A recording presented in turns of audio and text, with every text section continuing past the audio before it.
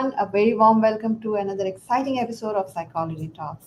And today is the topic that which is sometimes talked about or mostly talked about, but people don't talk about that what challenges mothers faces. Usually they talk about that how beautiful this relationship is, but there are lots of struggles, lots of sacrifices go beyond behind these to make this relationship more beautiful.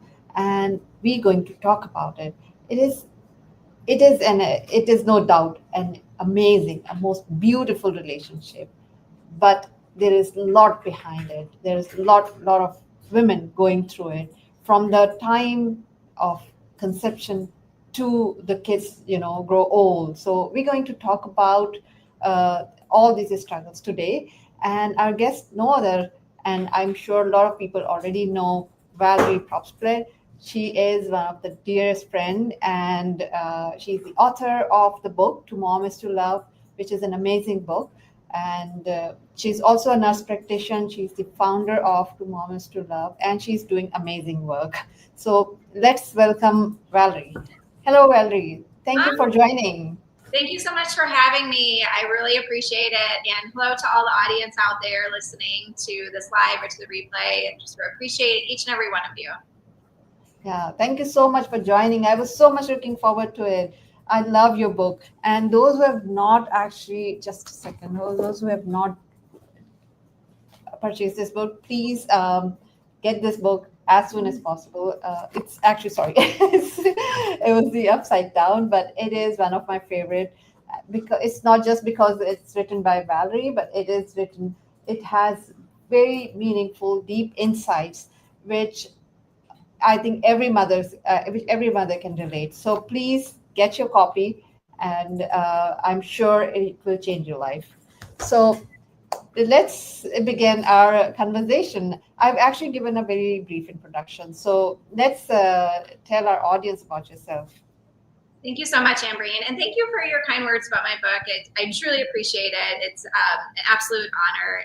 And I have just loved getting to know you. And I really feel like this journey, it started when I was a child. And it's just so amazing kind of how the universe has kind of aligned to bring me to this to knowing you and to the book writing process. It's been just so wonderful. So, but to kind of go back, I will say that I wanted to be an A+ mom.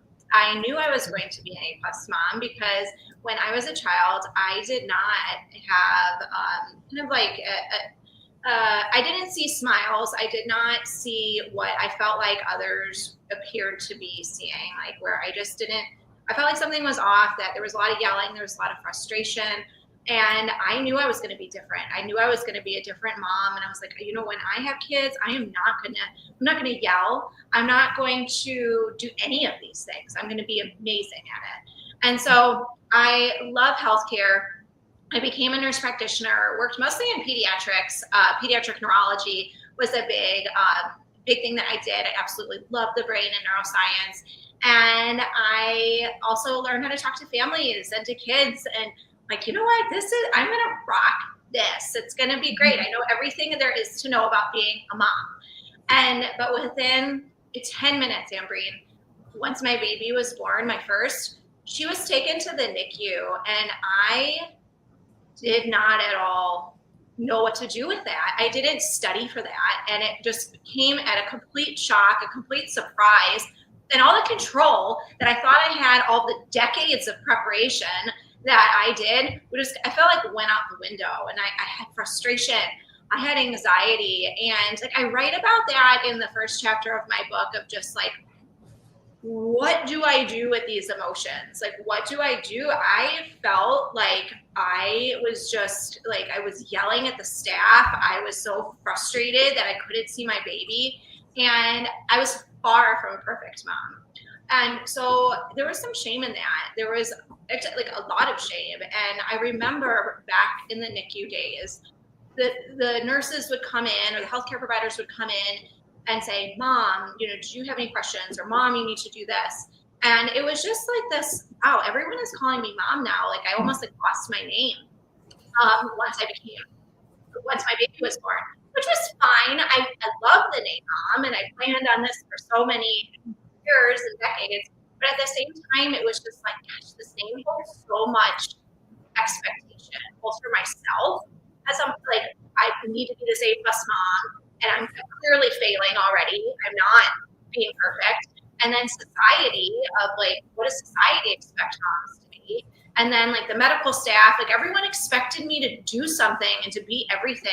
And there was no sleep there. I was worried. I was wanting to be with my baby and I couldn't rest, but like I didn't want to leave her. It was so many conflicting emotions. So I looked up, what is Mom? What is this name? I love the etymology of words, Ambreen. Like it's just so much fun for me to look up like what words mean and where they can come from.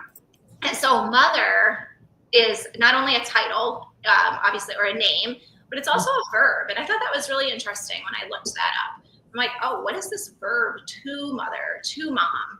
And the verb to mother, to mom means to give birth, to allow one to rise, care for, or protect. And I thought that was interesting because if you think about what gives birth, what allows one to rise, care, or protect, and that's love. That's what, or at least for me, I felt like love, I can control that action. I can control loving in this moment or having fear in this moment. And I will say it took me a long time to really kind of realize that and to truly like kind of embrace that. But at the same time, I felt like that was with my journaling, I really was like, oh, that's just an interesting thing. And a little bit later, like 2 years later, once my baby was out of the NICU, she became this very verbose toddler. Like she was just, like I was trying my best to be still this kind of like perfect mom, I guess. Like I was like, well, I feel like that control kept being taken away from me. I was trying to work with all those emotions, but I felt like I was doing an okay job. I don't know. But then so I was a little concerned when, as a first time mom, I had a sitter come in, which she was great, but I also was so worried. I'm like, let me have a camera ready just because I don't know, like I have to do this new job and I want the sitter here. So anyway, all that to say that I accidentally left the camera running after the sitter left. And later that evening, and I talk about this in my book, later that evening, I scolded my 2-year-old. I don't remember what it was for. It was just like, she wasn't listening. I don't remember what it was, but I remember thinking like, I feel like I scolded her maybe a little too harshly because she said to me, Mom, I hate your angry face. I hate it. I hate when you yell.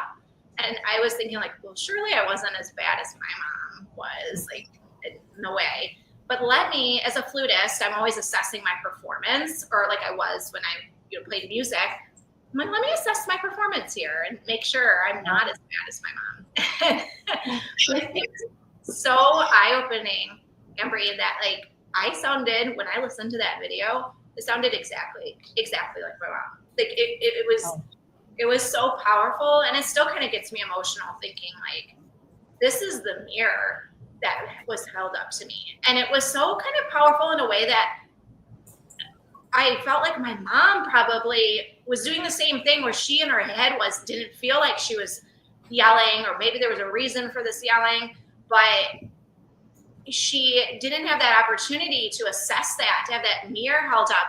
But here I am seeing myself, and how can I change? How can I be different? Because it's one thing to know this and to know that love is an action and all of that, but if I don't actually start doing the action, working on this, I'm gonna continue that generational legacy. And that was really when I just decided to start writing my book, and to help not only others, but also myself, because I feel like, I have all this neuroscience background and I love the brain, and I talk a lot about that in my book, about the amygdala and the prefrontal cortex and all these reasons why we can yell and get frustrated in the moment. But what I feel like stands my book apart from others is that I am practicing it in real time. Because again, we can say all day long that, oh, I want to do this and, react less and respond more. But if I'm not doing that in the moment, and if I'm not practicing, all my daughter or all my other kids will see is that angry face. And so that is truly what I wanted the goal of this book to be, is not only gaining that knowledge, but also applying that and working on that. And I am alongside the reader doing that in the moment with my young kids, and working on it every day and giving myself that grace and saying it, I'm not going to be perfect, but I can own that and say, I am going to be imperfectly perfect. I can embrace imperfection. Kintsugi is a Japanese art form that there's cracks in the pottery, and they honor those cracks with gold. And there's beauty in imperfection, there's learning in imperfection. And I can be working on, I can embrace that growth mindset. And in that way, I'm learning with my kids. And I can tell my kids that. And we're learning together with something. And I think that has made all the difference. And so, anyway, that's a long winded answer to your question, Ambreen. But I'm so passionate about all of it. And I really appreciate the opportunity to talk with you and share with your audience all that. Yes. Yes, what a wonderful, actually, or inspirational journey you have. So much relatable. I think what your journey sets you apart is that you took learning out of it and you turn it into something that can help others as well. The first part that you mentioned when you were sharing that, like every mother actually go through the same, I think, phase.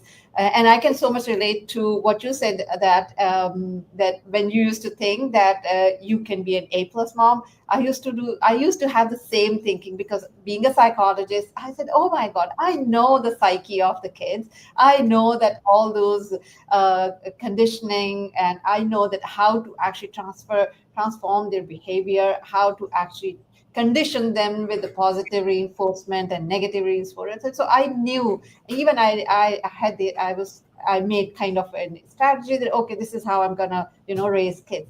But all of this actually went to the drain, or I would just say to the trash bin, when I became a mother. And then I realized, oh my God, this is not what I actually used to think. And the real experience is completely different. And that gave me realization as well, that actually what we read from all the theories, or what we know, that what it is going to be easy, but when we go through the experience, it is much more than what we have read. So that's exactly what is so much relatable.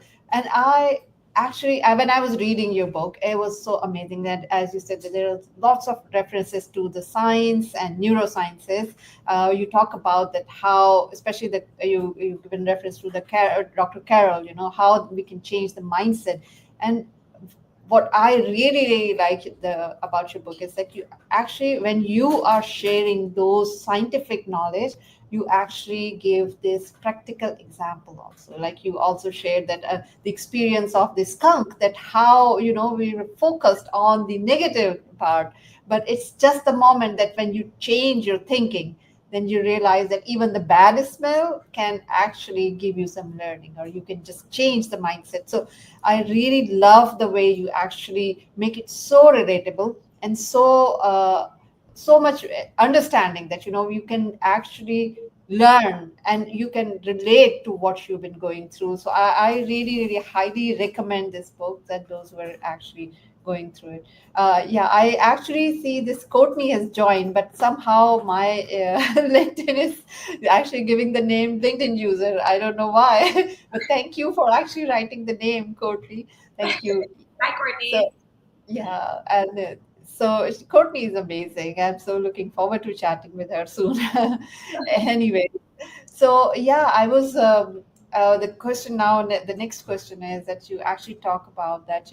This is about the redefining motherhood, right? You just as a Mhm. pioneering the new kind of mother. So tell us about it. That you've gone through all the struggle, face all the challenges. What I think all mothers go through, but how they can deal with all these challenges and how they can actually change it. So Yeah. just tell us a bit more about it. Oh, that's a great question. Thank you so much, Ambreen. And I really identified with the pioneering a new kind of motherhood, because For a variety of reasons, like I just really find the word pioneer so just inspiring, but also like in a trailblazing way. And growing up in the Midwest, in the Chicago area, and then kind of living in a couple of places, but ultimately now I'm back into the Chicago area. There is a lot of trails with sunflowers and butterflies that I would run on and sometimes like walk on in like a reflective way. And that's in early motherhood was so prevalent. And one day I was kind of thinking like, there's this trail that was meant to essentially mimic what the land looked like back in the day. And then there's an overpass. Like if you're walking on the trail with sunflowers and flowers, there's also a highway a little bit beyond the path that goes right above your head. And it made me think about mental back roads and highways. And it made me think about like, this is like so similar to the brain where like there's this overpass of a highway. And maybe that's like can be so much of when I have anxiety or frustration or something, like it's just such a quick reaction from the amygdala that fight, flight, or free is, regardless of if it's a false alarm or a real alarm. Like if we're running late, maybe something bad's going to happen if we're running late. So I'm going to start yelling or whatever it is. But there's other pathways. There's other ways to get to our destination that doesn't necessarily have to be a highway. I can trailblaze or, in a brain sense, have neuroplasticity in a different part of my brain to take a mental back road and not necessarily yell if that's something I'm trying to work on. And not to say that, like, I mean, I feel like we're all human, right? Like we're going to yell sometimes, but at the same time, having that awareness of, okay, if I catch myself with that, if I'm saying, oh my gosh, we're running late, guys, maybe instead of traveling that highway, I can have that awareness and say, let me be grateful for something right now that we're experiencing. Like I have gratitude for the fact that my kids are wanting to show me something. I have like a toy or something they're interested in, or being mindful that it's a beautiful day or there's snow outside, and that takes practice. And I felt like throughout my book, I tried to really break that down into practicing those different mental back roads of, having a mental back road of gratitude. And as you were saying before with the skunk, I talked about, there was a skunk one day that like sprayed my dog multiple times. And I was so frustrated that we had to do all these things on the weekend. But then I chose gratitude in the moment of just spending time with the kids and being grateful that my husband was helping with the dog. And also there's a mindful back road, like I was alluding to, with like just kind of enjoying the sun, looking outside, observing just the beauty that a garden can have and how flowers grow towards the sun and how they can be flexible as opposed to stiff. Like nature gives us so much of that. And then also smiling, like there is so much of power in some simple things. And I really wanted to emphasize that as to the more I exercise these different routes in my brain, the stronger they get. And that can create a road that can trailblaze through the prairie, through the weeds into a path that can eventually become a different type of highway. And that's what I wanted to work on throughout the book. And some days are easier than others, some hours are easier than others. But the more I can do that, the more I can truly grow in that growth mindset that Carol Dweck talks about, and really that neuroplasticity.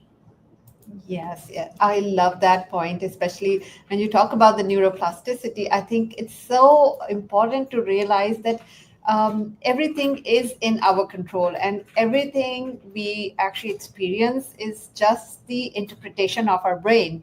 I remember, like you also shared the example of that how the bee came to your car. It was so chaotic, right? But the thing is that how you respond to it.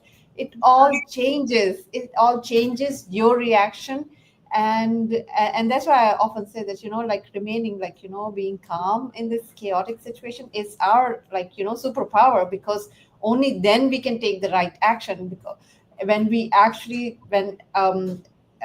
you also written this in your book that when we actually perceive this as a chaotic situation, our brain actually comes into the mode of fight or flight, right? So it takes up and then it start trying to create a, like, the emergency situation, trying to create some like, the creating like sorry, these, what do you say, that when it starts um, sharing all these, like the enzymes and all the neurotransmitters, goes into the body to, Yeah. make you alert to take some action. And that hyper state actually makes you more act instead of thinking. Whereas in chaotic situation, especially where the situations that we feel, even with our kids, or even in our daily situation, is more like something when we need to think, not to run away from the situation. So that is very, very important that you actually even pointed out now,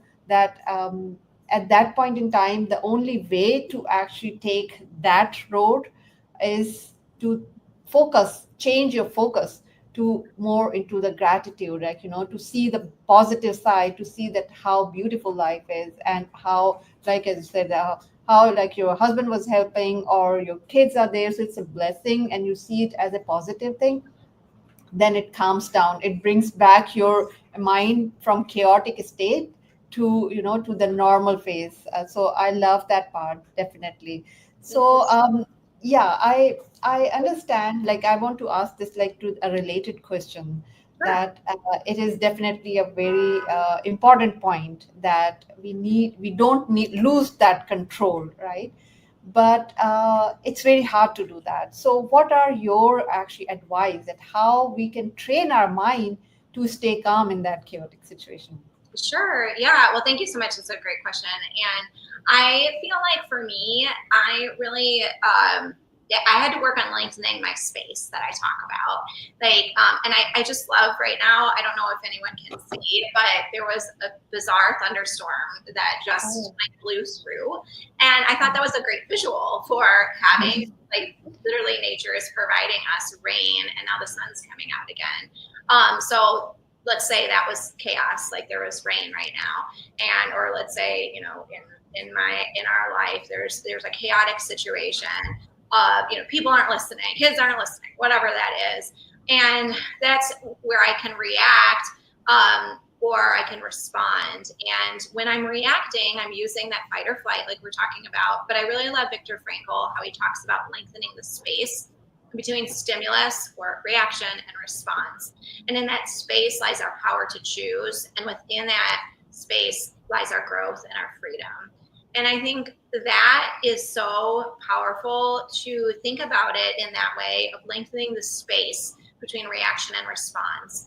And so, how do I work on lengthening that space? And a lot of it is kind of just being aware that the amygdala is producing this fight or flight, and saying, okay, it is okay right now. I have these elevated emotions, this increased heart rate, this increased respiration. It's difficult to focus on anything else right now than whatever it is, like the bee in the car, for example. There's a bee in my car, but how can I let those feelings pass? Like, for example, like with the rain behind me here, just allowing it to pass and visualizing it as like thoughts flowing down a river or whatever that is, letting go of that and lengthening that space. And then it allows my prefrontal cortex, that more logical side of the brain, to go back into the game. Because all animals share this amygdala, that little tiny almond in our brain.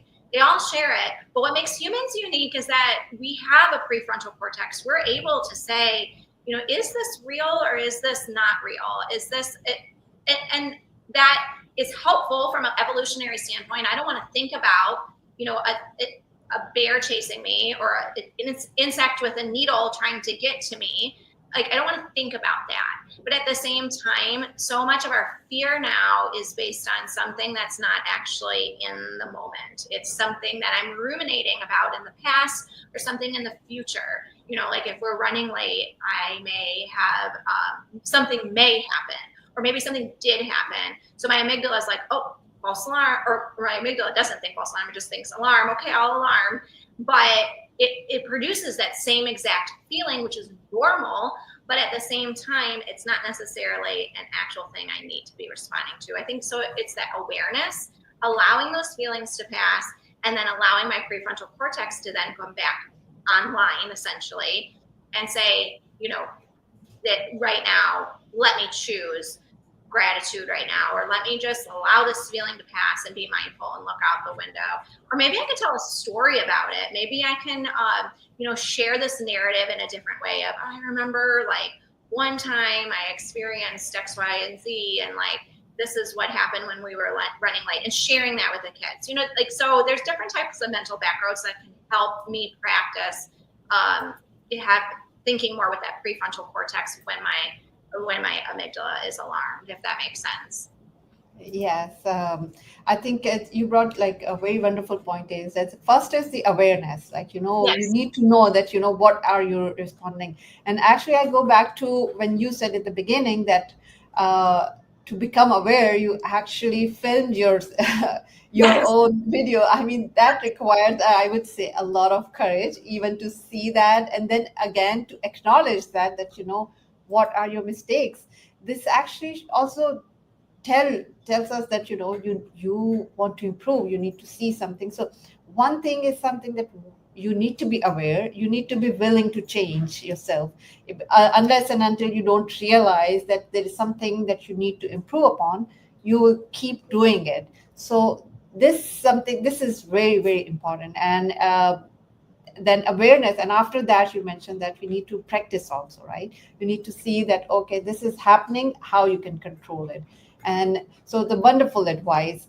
Now I've come to another question that, like, mothers actually feel very much overwhelmed. They go through a lot in a day, and they juggle with lots of responsibilities, roles at the same time. Once, like, if you are a working mom, and of course you are getting maybe a client or call from the client, or you're going into a meeting, and then at the same time your kids are also calling you, or they're hungry, or they need something.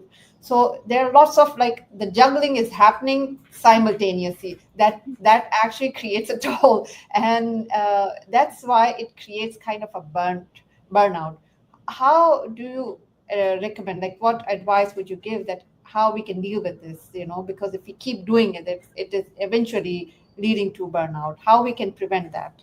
Absolutely. I think that's a great question. And I think that that's so relevant because we're always juggling so many things, and there's so many balls, and like the balls are flying out the window, or God only knows what's happening to all these balls in the air. And Yeah. it is so easy to get burned out with everything and all the responsibilities. At the same time, I think it's like really that message that I would say, like, we all say, but I don't know if we're really practicing it as much as we should, of the when you're on an airplane and giving your oxygen to your to yourself, and then to the child or whoever's sitting next to you, because that is so true. If our cup is not, if it's empty, it is so hard to give to others, like when it's low. But when we can fill our cup up, that is when we can provide more for other people. And I think that recharging is so essential. And that doesn't necessarily have to be something big. Like, I feel like, for me, through this whole process of writing, I really wanted to figure out what are my values and how can I live a life that is in line with my values, and also that helps recharge me. Like, for example, I love to explore and to travel. I love doing that, but also at the same time, exploring and traveling doesn't have to be necessarily going far away. Like, I can go and take a hike, like just in the woods that are by my house, and I can bring my kids with me if I want to, or I can go alone if someone's able to watch them, or if they're at school or whatever. But all that to say is that when I do those things for me, it helps fill my cup up. And I know, like, when we would go on hikes, like when I was with my kids, we would go try to explore things, look for hearts in nature, or other things that I feel like you can do. You can fill yourself up with these little things, and it doesn't have to necessarily go on like this elaborate 3-day long like spa, which would sounds amazing. But at the same time, like, there's just these little things throughout the day. I know some people that I've talked to, some moms, they'll set aside like 10-15 minutes just for whatever that is to fill their cup up, and it really is about those little things. And I think, so Gretchen Rubin talks about the days are long, but the years are short, and really being mindful. Like, that's what sometimes gets me through it. Like, the days are so long, especially it's the summer right now here in the Chicago area. it doesn't get dark until like 9 o'clock at night. And my kids are getting older. They want to stay up and I am exhausted. But just remembering that, this is a fleeting moment in time. And I think that just kind of helps to be mindful and just to kind of embrace the simplicity.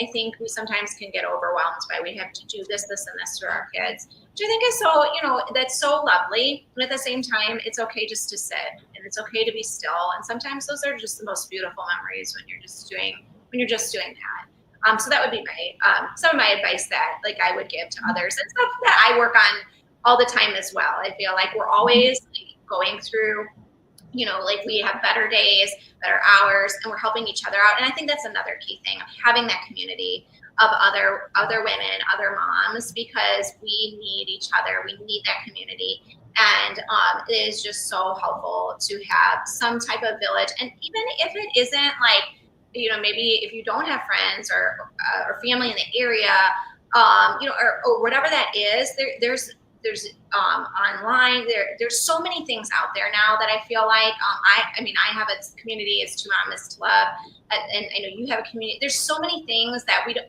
thinking outside of the box. I feel like, and that community is so important. Yes, wonderful advice, Valerie. I think that is the two things you talk about. It basically, I love that point that you brought, that days are short and days are long and years are short. So I mean, it's so true that even if I look back, I feel that, oh my God, when we actually celebrate birthdays of our kids, we say, oh my God, our kids have actually grown that all old, and it is like time has gone so fast. So that moment, I think, when we are juggling with lots of responsibilities and roles, we are not realizing that that moment's not going to come back. We need to live that moment, and I think that is the most precious moment. And if we start living in that moment, then we realize that how beautiful that moment is, because rest of the things can stay or can wait, but that beauty can only is lasting for that moment only. So we need to be present in that moment. And the other thing that you also talk about, that we need to be, I would say that, not very harsh to ourselves, and give us a space that, okay, this it's happened, okay, there are lots of things happen, you need to just take a pause and then sit and then calm yourself down and do something that you love. And the other thing, yes, and they are actually the third thing also, the community part. I think this is so important, that I feel that human beings are a social being, are social beings. They need like one another. They cannot live in isolation. So when especially mothers going through all these challenges, it's so important to have someone with whom they can share. And when you have that kind of a friend or maybe a family member, or as you said, that even the online community, they can give a lot of support. uh, Otherwise it becomes it we won't be able to do justice to ourselves and to our kids as well. So it's very, very important to have that compassion to ourselves, so we can give to others as well, especially to our kids. So this is really, really, really important. I love that point. Oh, thank you so Okay. much. Thank you so much. Yeah, yeah.